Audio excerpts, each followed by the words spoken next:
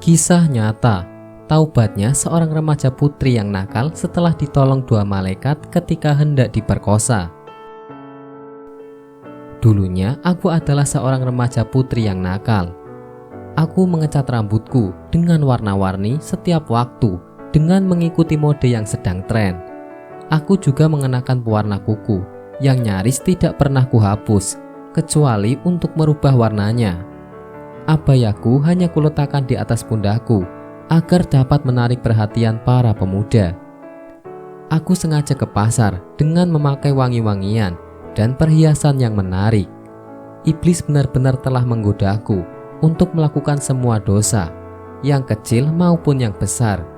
Lebih dari itu semua, aku tidak pernah bersujud kepada Allah sekalipun. Aku bahkan tidak tahu bagaimana mengerjakan sholat. Yang lebih mengherankan adalah karena aku seorang guru dan pendidik anak-anak. Guru yang selalu dipandang dengan penuh kehormatan. Aku mengajar di salah satu sekolah yang terletak tidak jauh dari kota Riyadh. Aku selalu meninggalkan rumahku setelah sholat subuh dan tidak kembali kecuali setelah sholat asar. Yang penting waktu itu kami adalah sekelompok guru perempuan. Di antara mereka, akulah satu-satunya yang belum menikah. Di antara mereka, ada yang baru saja menikah, ada yang tengah mengandung, ada pula yang sedang menjalani cuti melahirkan. Aku pula satu-satunya yang telah membacut rasa malunya. Aku biasa mengobrol dan bercanda dengan supir ketika aku berbicara dengan salah satu kerabatku. Hari demi hari berlalu, aku masih dalam kelalaian dan kesesatanku. Pada suatu pagi, aku segera keluar dan mengendarai mobil yang biasa kami tumpangi. Ketika aku naik ke mobil dan aku memperhatikan, ternyata di kursi belakang tidak ada orang lain selain diriku. Aku menanyakan itu kepada supir, lalu ia menjawab, "Fulana sakit, yang ini melahirkan." Mendengar itu, dalam hatiku aku mengatakan, "Baiklah, karena perjalanannya jauh, maka aku akan tidur hingga kami tiba di tujuan." Aku pun tidur di mobil dan tidak terbangun kecuali saat mobil itu berada di sebuah jalan yang rusak. Aku terbangun dengan penuh ketakutan. Aku membuka penutup jendela. Jalan apa ini? Apa yang telah terjadi? "Pak supir, kemana engkau membawaku?" Dengan penuh kesetanan dia menjawab, "Sekarang engkau akan mengetahuinya." Aku sudah memperhatikannya dan aku pun tahu rencana busuknya.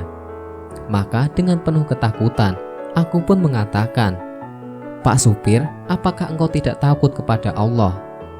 Apakah engkau tahu hukuman atas perbuatan yang engkau lakukan?" Dan entah ucapan apa lagi yang kukatakan untuk menghalanginya melakukan niatnya. Yang pasti aku tahu bahwa aku akan diperkosa. Dengan penuh percaya dirinya pula, si sopir itu mengatakan, "Engkau sendiri, apakah engkau tidak takut kepada Allah? Engkau tertawa-tawa dan bercanda denganku. Apakah engkau tidak tahu kalau engkau telah menggodaku? Dan aku tidak akan melepaskan tubuhmu hingga aku melakukan apa yang selama ini kuinginkan." Aku pun terus menangis. Aku mencoba berteriak, tapi tempat itu begitu jauh. Tidak ada seorang pun selain aku dan supir terlaknat itu. Ini adalah sebuah padang pasir yang menakutkan. Aku memelas dan lelah menangis, hingga dengan penuh keputusasaan dan menyerah, aku mengatakan, "Kalau begitu, biarkanlah aku mengajarkan sholat 2 rakaat. Siapa tahu Allah sudi mengasihaniku." Ia pun setuju memenuhi syarat permintaanku. Aku pun turun dari mobil seperti orang yang akan diseret menuju hukuman mati. Aku pun sholat. Itu adalah pertama kalinya aku mengerjakan sholat dalam hidupku. Aku sholat dengan perasaan takut dan pengharapan. Air mataku memenuhi tempat bersujud. Aku memelas kepada Allah agar mengasihiku dan menerima taubatku. Suara tangisku memecah keheningan di tempat itu.